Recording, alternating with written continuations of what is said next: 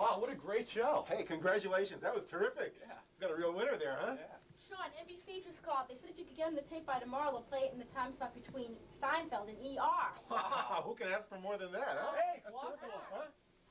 I got the tape. Oh my God. What? What'd I do?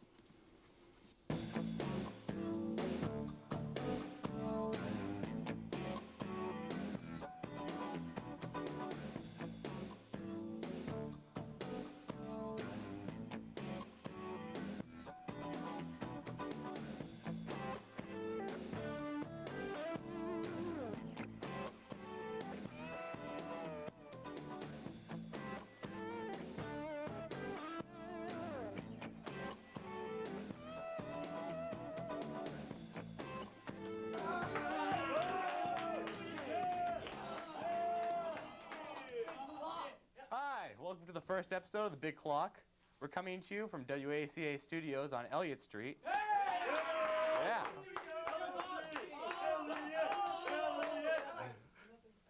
This is WACA, your local cable channel, and admit it, this is the reason you got cable in the first place, isn't it? Yeah. WACA, I believe, is an Indian word. It means cheap, low-budget cable channel.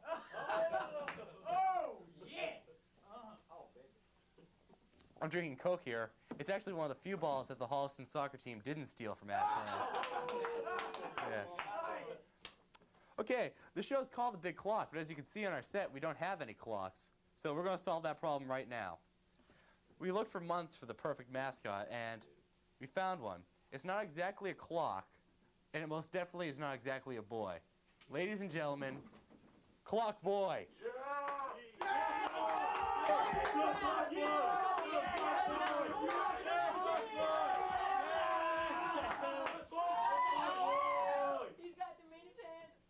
Only in Ashland. Ashland's a big, small town. We have 2 CVS's, 2 supermarkets, 2 Papagenos, and 2 fire stations. You know, in a town as big as Ashland, we really need 2 fire stations. It's like you can't drive across town anymore without seeing 2 or 3 fires. Okay, that wasn't as much a joke as just an observation. Ashland has its own newspaper. It's the Tab, which is great for student pride. I mean, any day a student can open up the paper and see their name there in print.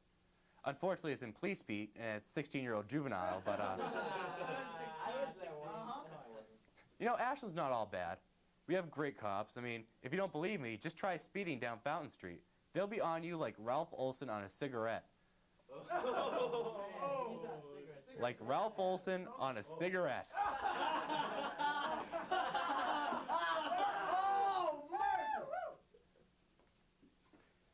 Ashland has bigger problems than just smoking, which I just don't understand why Mr. Olson's all uptight about smoking. We have bigger problems at Ashland High.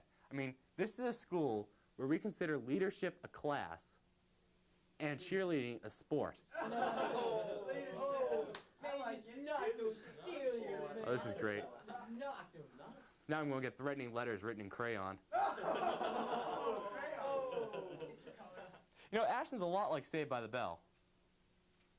Ashland's nothing like Saved by the Bell, actually, except for the fact that they have no vice principal, and neither do we. Okay, now I'm going to introduce my first guest. I met him at the market bagging at Shaw's, and I'd like you all to meet him. His name is Sackhead. Everybody welcome Sackhead.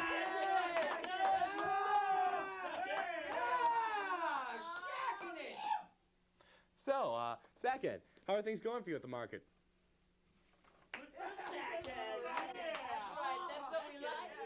So, Sackhead, I'm sure you're very concerned. I hear they're going to stop using paper at the market and stick to just using plastic because it's more environmentally friendly. Oh, you can't do that to Sackhead! Yeah, I know. Okay. I was just kidding. Of course, they'll still use paper at the market.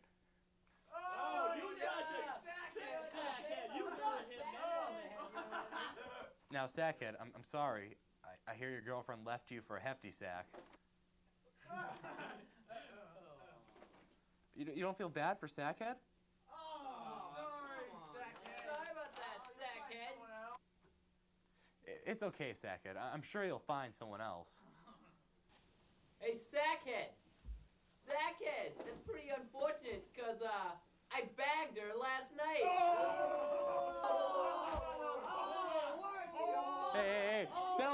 Sackhead. Settle down.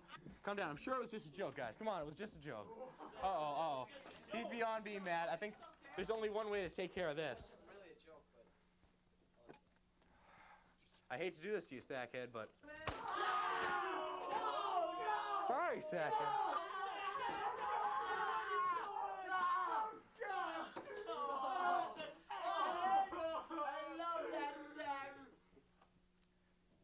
Sackhead, I'm really sorry, but I really think you have to go, man.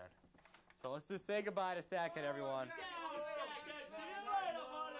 I think you were a great guest, so thanks for coming on. We'll see you later. Okay, so just...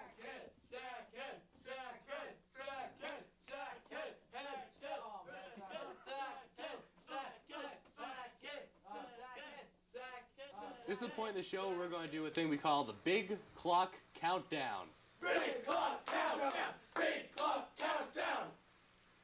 Yes, the Big Clock Countdown. What is the Big Clock Countdown? It's a blatant ripoff of David Letterman's top 10 list, but we're going to do it anyways. So, tonight's top 10 list is things you'll never hear a football player say. And to present this, we have football teams of Ashland High School's Doug Jenkins. Doug, before you do that, let's just do that again. We have Ashland High School's football player, Doug Jenkins. How's that?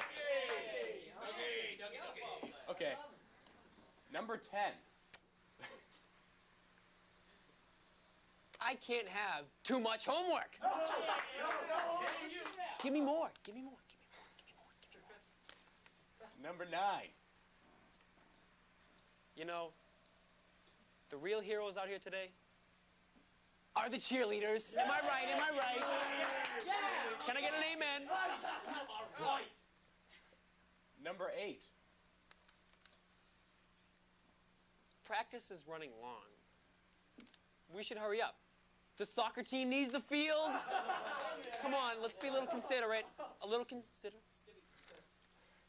What are we on, number 7? Number 7. I do love her for her mind. Get it? I don't really love her. Number 6. That big clock show is great. Just the right mix of information and humor, and it's not a plug. Big clock! Big clock! Big clock! Big clock! Big clock! Oh my God! Curtis, the big clock.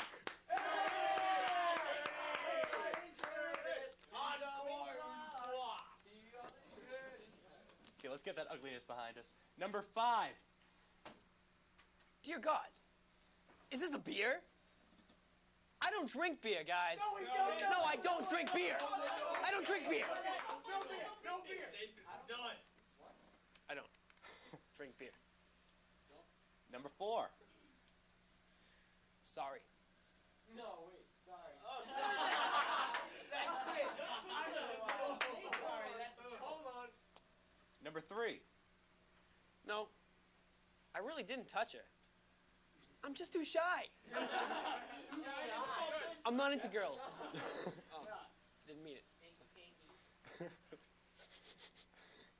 Number 2.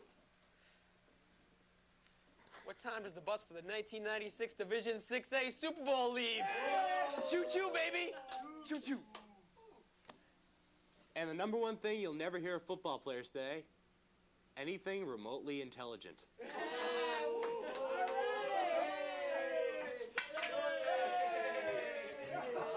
Thank you, Doug Jenkins. Thank you, Sean. Thank you to our studio audience. Thank you, guys. We're going to show you a documentary on the Crucible, and then I'm going to interview 2 of the stars of the show. So, we'll be right back with that. Thrown out the court, they say, will have no part of witchcraft.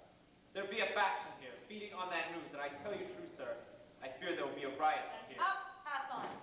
Riot? Why, in every execution I've seen naught but high satisfaction in the town. Judge Hopper, it were another sort that hanged till now. Rebecca nurses know Bridget that lived 3 years with Bishop before she married him. This year, the Ashland High School Theatrical Society is presenting Arthur Miller's The Crucible, and I chose it because I have a very large, talented group of performers this year. a large talented group of performers this year. I always have a large talented group of performers, but I have a lot of strong men, which is highly unusual and unique for a high school. So, and since I prefer to do dramas rather than comedy, as I think I'm better suited to direct those, I decided to do The Crucible. Arthur Miller happens to be one of my favorite playwrights. The other consideration is that the high school teaches The Crucible in the English classes. And so I was, and am always, looking for opportunities for arts to be working with the rest of the curriculum at the high school. The English department teaches The Crucible and Arthur Miller. The social studies department teaches the 1950s McCarthy era, which Arthur Miller was actively involved in, and was one of the reasons that Arthur Miller decided to write The Crucible. So I thought it would be a good opportunity for the English department and the theater department at least, and at best, the social studies department, the English department, and the theater department to get an opportunity to use the strengths of each other to teach The Crucible.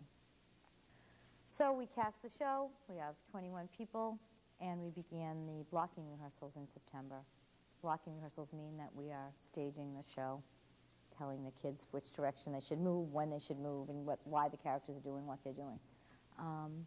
And that's the process, the step that we're in right now. In fact, tonight, we just finished blocking the show. The show is completely staged, and now we'll start working on motivation and why the characters are doing what they're doing, and character development, and interpretation of lines, and interpretation of that staging.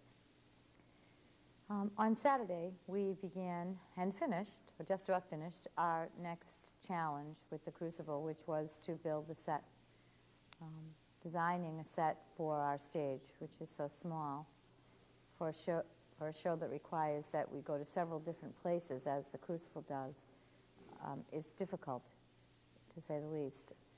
Michael Rzazinski has been designing sets for us, and this one is wonderful. Not only does it function well, it gets us to the 17th century, believably, it gets us to a Puritan kind of stock style, but it also, on a higher level, on a level that I'm sure the audience won't understand, but that really does help the cast to get the show, the point of the show across, is set up in a variety of different angles rather than just being squared off. Everything's diagonal, and lots of different geometric designs to it, which were put there on purpose, just to put everybody a little bit off, that nothing is squared and nothing is the way you expect it to be in this town that for so long lived knowing exactly the way everything was going to be, and always being sure and confident that right was right and wrong was wrong. And for the first time, they start having questions. I know that some of the kids have talked on other interviews or at other times about what they think the show is about. Yes, it deals with witchcraft, and it deals with adultery, and it deals with religion, and it certainly does deal with all of those issues. But Miller, Arthur Miller, in several interviews, tells you that this is a play about revenge. This is an opportunity for people to use a situation to get back at some people for things that they did to wrong them, or at least to get back at people for ills that they think were done to them. That's not just my interpretation, that's Arthur Miller's. And as I said, the kids often talk about it being a true story, and that it took place in Salem, Massachusetts, and that there are graves there of people that were hung, and that's all true. But this isn't a story about the Salem witch trials, only the Salem witch trials. It's about the fact that this kind of lying and treachery can and has gone on for centuries, not just in the 17th century. Arthur Miller went through it himself during the McCarthy era, when he was called into the House of Un-American Activities to testify against his friends who were accused of being communists. Those people were blackballed.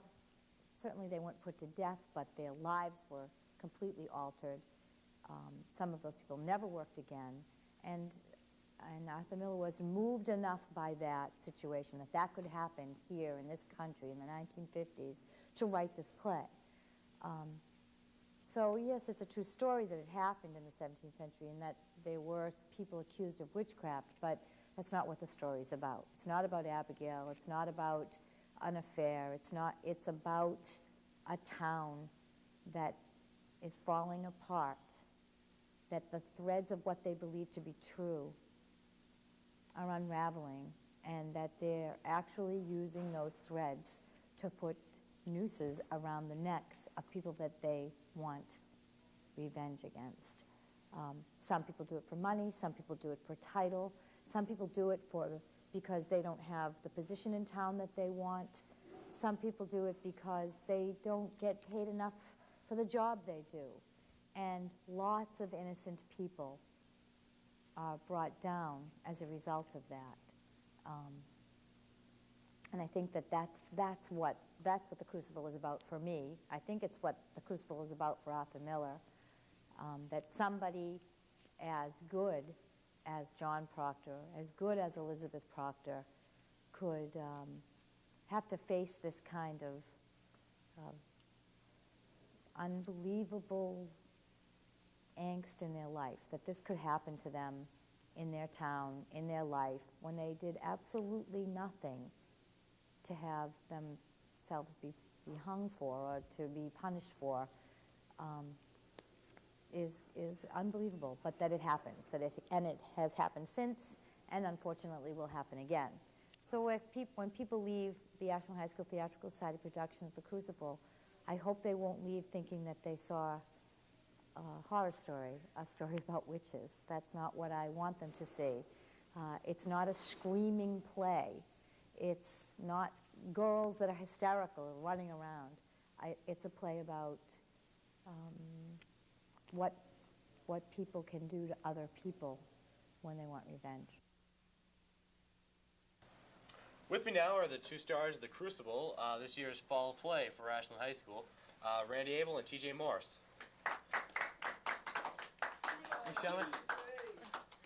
We're all familiar with The Crucible. I mean, most of us read it in high school. I'm in it now and I'm reading it now. Can you just give me like a basic summary of what the play is about? Well, it's about the Salem witch trials, and there's really three main characters: John and Elizabeth Proctor, and Abigail Williams, and also Reverend Paris. And basically, a group of girls were trying to conjure up dead babies of a neighbor, and they got caught. And so it isn't exactly the comedy of The Good Doctor. No. No. What parts in the show do you two play? I'm Abigail Williams. And I'm John Proctor. And what's Proctor's basic role in the whole story? Well, he's the one that pretty much causes most of the problems. I had an affair with Abigail. My wife found out about it. We kicked her out, and then she thinks it was more than just an affair, like a one-night stand. So you two have the big fling in the play? Well, it never happens during the play, but she continues to think that there's something there, and I say there isn't. How do you guys get ready for your parts? Like, how do you get into character? Do you research these characters at all, or did you just... Yeah. Because it was a true story, there was a lot of stuff that went into it because you really need to get a handle on their character. So I went up to Salem to see what it was all really about, and that was really interesting. What is it like working with the director at Ashland High School? I worked with her, Donna Rosinski. She was great. The play went well. I was in The Good Doctor and Guys and Dolls last year, which both of you were in. Excellent. Sean, man.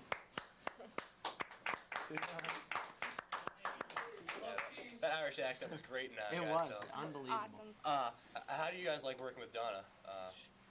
Incredible. Yeah, She's an incredible woman. She's great, fun to work with. Did she get you guys ready for the play, do you think? Yeah. More than I remember she works everyone really, really hard at the play. I mean, you have to know your lines and be ready and stick with it. Is anyone having trouble with that, or do you think it works more for everyone? Usually, some people will have troubles, but by the time the show comes around, it's never any problems. Donna can be really credited with building up the theater program in Ashland. How do you think the theater program is respected in our school? In the school, I think it's respected well. As far as the town, it's respected. Anywhere, everywhere. I mean, we couldn't sell out enough musicals. I mean, we sold out almost every one. I mean, there's people waiting in line. It's just because we don't have a big enough theater. So, you guys like to put a play in for a new theater in Ashland? We already are, yeah.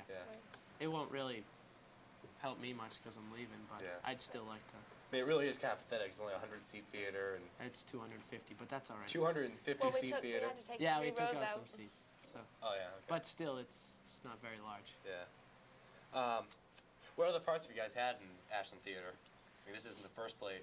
You both are very veteran in Ashland, so. Well, I was Adelaide in Guys and Dolls last spring, and when we took Oliver to Russia, I was the Dodger. Both of you went on that Russian trip, right? Yes. Yep. What did you guys bring back from that? Do you think it was? I mean, I heard a lot of teachers when you guys were gone all upset, like they're not learning anything. It's not educational being in Russia, but I just think it would be such a great experience. Totally false. Yeah. That was something that you can't learn in a class. Just the entire experience was something that I'll take with me forever. Yeah. What did you take back? You toured many of the theaters in Russia. What did you think of them? Well, one of the theaters that we performed in was enormous. It was huge, and that was a great privilege. We're the first Americans ever to perform in that theater. That's great. But another one of the theaters was smaller than the Pitaway School, which was pretty much no bigger than this studio. The stage space, very small. Yeah. And we also went to the Moscow Art Theater, which that was incredible. Is the basis of what Donna teaches at the high school. So. And you guys made a lot of friends over there in Russia. Yep. Do you guys communicate with them anymore? Do you write letters? Yep. They have email and all that stuff, so we write back and forth. TJ, what other parts did you have at Ashland? Last year in Guys and Dolls, as you know, I was Benny South Street. Year before that, I was Mr. Bumble in Oliver. Mr. Bumble? Mr. Bumble, yeah. And in Russia, I was Mr. Bumble as well. And then before that, in The Sound of Music, I was Friedrich, one of the sons. And The Good Doctor, I was the writer. I mean, for me, the first time I ever actually did theater was when I came to the high school. I mean, you two are very great at it, so you must have been doing it for a while before. No, never. No? 8th grade first. 8th grade, the same with you? Yeah. Did you know when you went to the high school that this is something you'd want to do, that you wanted to get into the theater program? Yeah, I had seen shows before, and I thought that it was awesome. I just knew it was fun, so I didn't, to tell you the truth, Sound of Music, I just went because my sister had asked me to because she thought it'd be good, and tried out, got the part, and ever since then. So your sister was big into theater too?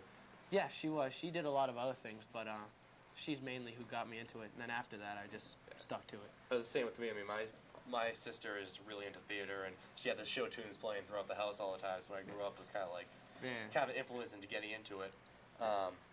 Is that why you're here now, Sean? Communications? Yeah. Communications. My first time on stage, I remember when I did The Good Doctor, I just almost couldn't do it. I almost left this theater. I just hated it. I mean, there were only, like 100 people in the audience, and I was still freaking out to perform in front of them. Yeah. I mean, you guys must just get really nervous before every show, or is it just me? I used to. I don't anymore. It's weird. The first show in Sound of Music that I swear I didn't think I was going to be able to go on, but as soon as they laughed, I know you probably got the same feeling that it was great. Well, they didn't laugh the first time I went on, so it wasn't the same exact. Well, the first time they laugh at you. Yeah. It's great. Then you Kinda just like keep the going, show. and then exactly. They just laugh at you, and then Thanks, guys. so then you just try to get them to laugh at you again. So. When does this show go up? December 5th, 6th, and 7th. So. Both of you have taken courses in Ashland High School for theater, right? Yes. I took one and I thought it was great. Yeah. Did you guys enjoy the experience of having a theater class? Yeah. I loved it. A lot of fun.